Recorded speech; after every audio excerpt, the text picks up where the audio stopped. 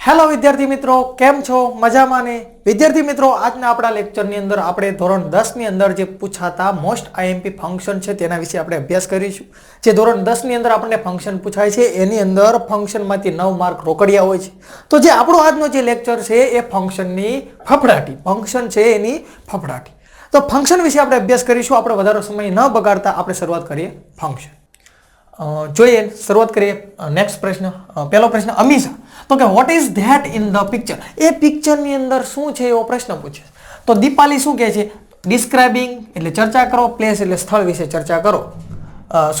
Place એટલે સ્થળ વિશે ચર્ચા કરો. તો જો સ્થળ વિશે તમારે ચર્ચા કરવાની છે તો જોઈએ, it is beautiful picture.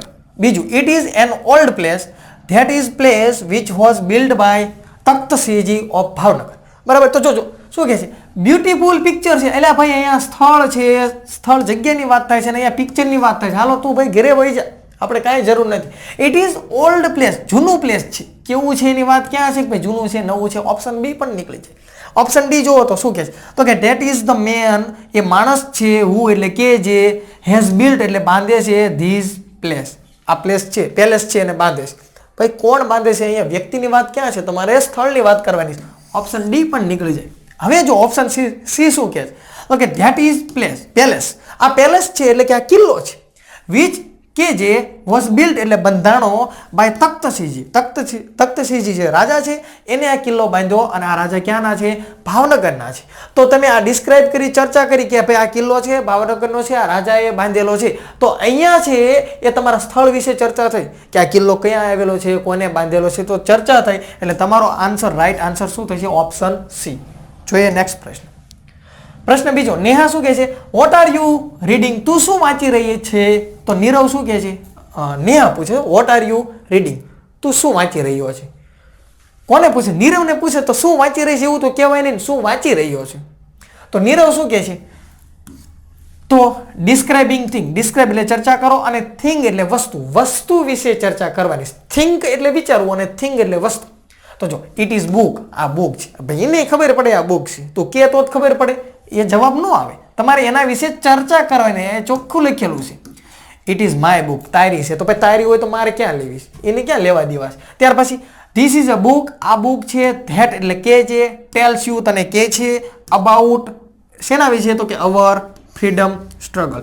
Freedom એટલે આપણું સ્વાતંત્ર્ય અને સ્ટ્રગલ એટલે આપણે સ્વતંત્ર માટે, આપણી જે સ્વતંત્રતા મળી, આપણને જે સ્વતંત્રતા એના માટે જે આપણે કેટલી સ્ટ્રગલ કરીને એના વિશે આ બુક છે ને એ તને કહેશે. તો અહીંયા તમે જુઓ, આ તમે બુક છે એના વિશે આ જે થિંગ એટલે વસ્તુ, તો આ વસ્તુ એટલે કઈ વસ્તુ? તો કે બુક. બુક વિશે તમે બધી ચર્ચા કરી. તો આ તમારું ચર્ચા, આ તમારો રાઈટ આન્સર થશે. જ્યારે આ જુઓ તો option D, I got this book from the library. આ બુક છે મેં લાઇબ્રેરીમાંથી મેળવી. તો ભાઈ અમે ક્યાં તમને પૂછ્યું તે ક્યાંથી મેળવી? આ ઓપ્શન પણ નીકળી જાય. અહીંયા તમને ચર્ચા જોવા મળે. જો ક્લિયર? નેક્સ્ટ પ્રશ્ન. Sarita, seeking information. Seeking information એટલે શું? માહિતી. સીક એટલે શોધવું અને ઇન્ફોર્મેશન એટલે માહિતી, માહિતી શોધવાની. તો સ્પંદન શું કહે છે? It is near the bus station, bus સ્ટેશનની નજીક છે. હવે આને કંઈક પ્રશ્ન પૂછ્યો હોય છે ને કે આ વસ્તુ ક્યાં છે, ત્યારે તો આને કીધું હોય ને કે કહેવાય છે બસ સ્ટેશન છે એની નજીકમાં છે. તો અહીંયા પ્રશ્ન શેના વિશે પૂછ્યો છે? તમે બધે જોઈ શકો, બધે એટીએમ તમને બતાવીશ. બરાબર. તો એટીએમ વિશે પ્રશ્ન પૂછ્યો છે એટલી વાત તો સ્વાભાવિક છે. તો શું કહે છે? એટીએમ ક્યાં છે એવો પ્રશ્ન પૂછ્યો છે તો કે ને કે ભાઈ આ ક્યાં છે? બસ સ્ટેશનની નજીક છે. તો જો હાઉ ઇઝ એટીએમ, એટીએમ કેવું છે? ભાઈ કેવું છે એ ક્યાં તમારે જોવું છે? Option B, when will you withdraw money? તું પૈસા ક્યારે ઉપાડીશ? પાસે હોય ત્યારે. ઓપ્શન બી પણ નીકળી જાય. ઓપ્શન સી જુઓ, તો કે where is the ATM? ATM ક્યાં છે? જો આ ઓપ્શન સી છે ને તમે અહીંયા મૂકો તો સરિતાએ પ્રશ્ન કર્યો હોય કે where is the ATM? ATM ક્યાં છે? તો સ્પંદન શું કે it is near the bus station, bus સ્ટેશનની નજીક છે. તો ક્યાં છે એવો પ્રશ્ન પૂછે તારા જવાબ દે એટલે ઓપ્શન સી તમારો રાઈટ આન્સર. ઓપ્શન ડી શું કહે છે? Why will you go to the ATM? તું એટીએમ શા માટે જાય? ભાઈ એટીએમ હું લેવા જતા હોય? કયો એટીએમ હું લેવા જતા હોય? પૈસા ઉપાડવા જતા હોય. એટલે આપણો રાઈટ આન્સર કયો થશે? Option C. નેક્સ્ટ, ચોથું શું કહે છે? ભવ્ય કહે છે કે why do you get poor marks in science? ભવ્યએ પ્રશ્ન પૂછ્યો. કોને? મોન્ટુને પ્રશ્ન પૂછ્યો કે તું પુઅર એટલે ભાઈ ગરીબ નહીં, બધે ગરીબ ન થાય, એટલે ઓછા માર્ક શા માટે તું સાયન્સની અંદર, વિજ્ઞાનની અંદર મેળવેશ? તો મોન્ટુએ શું કીધું? શોવિંગ એટલે બતાવો, રીઝન એટલે કારણ અને રિઝલ્ટ એટલે પરિણામ. કારણય બતાવો અને પરિણામય બતાવો. તો હવે શું કહે છે, જો science is a very difficult subject. Science છે ને વિજ્ઞાન છે એ અઘરો વિષય છે. તો અઘરો વિષય છે એટલે એને ઓછા માર્ક મેળવ્યા વાત સાચી. તો અહીંયા કારણ થયું, પણ તમારે કારણ છે એની સાથે તમારે રિઝલ્ટ પણ બતાવવાનું છે, એટલે ઓપ્શન એ તમારો નીકળી જાય. નેક્સ્ટ જો તો કે આઈ ગેટ પુઅર રિઝલ્ટ, મેં ઓછું રિઝલ્ટ મેળવ્યું બીકોઝ એનું કારણ છે કે આઈ ડોન્ટ લાઇક સાયન્સ, મને સાયન્સ ગમતું નથી. તો આ ઓપ્શન આપણો સાચો બને. જોઈ લઈએ પેલા આ સાચો છે ને, બીજું નીચે જોઈ લેવું પહેલા ચેક કરવું. તો કે my science teacher always assign difficult task, મારા જે સાયન્સ ટીચર છે ને મને હંમેશા અઘરું કામ સોંપે છે. તે સોંપે જ તે નિમ્નમ સાયન્સ થાય છે.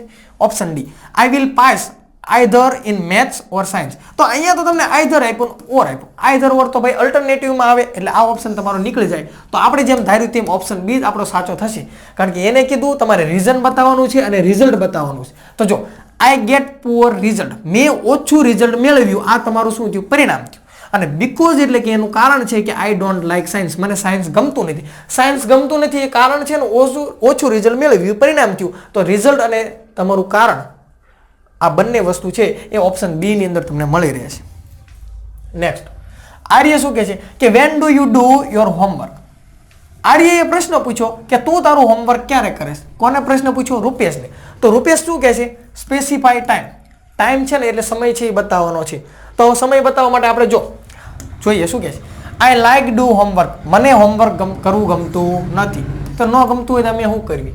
ઓપ્શન બી જો તો કે I do my homework at 6 o'clock in the morning. જો 6 વાગ્યે મોર્નિંગમાં સવારમાં હું મારું હોમવર્ક કરું છું. તો આ તમને સમય બતાવ્યો તો કે હા અહીંયા ચોખ્ખું બતાવીશ, આખું ઝૂમ કરીને જુઓ તો આ તમારો જવાબ થઈ જાય.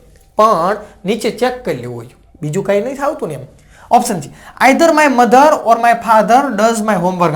બહુ ડાયો, કાં મારા પપ્પા અથવા તો કાં મારા મમ્મી મારું લેસન કરશે. કરાવો, વાહ બહુ ડાયા. આઈધર ઓર આવે એ તો શેની અંદર આવે તો કે અલ્ટરનેટિવની અંદર આવે. ઓપ્શન સી પણ ખોટો. I don't like doing my homework, મને મારું લેસન કરવું ગમતું નહીં. બહુ ડાયો તમે, આ પણ નીકળી જાય. અને અહીંયા જો તમને ટાઈમ બતાવવાનો છે તો ઓપ્શન બી ની અંદર તમને ચોખ્ખો ટાઈમ બતાવે છે. આ તમારો જવાબ થઈ ગયો. ક્લિયર?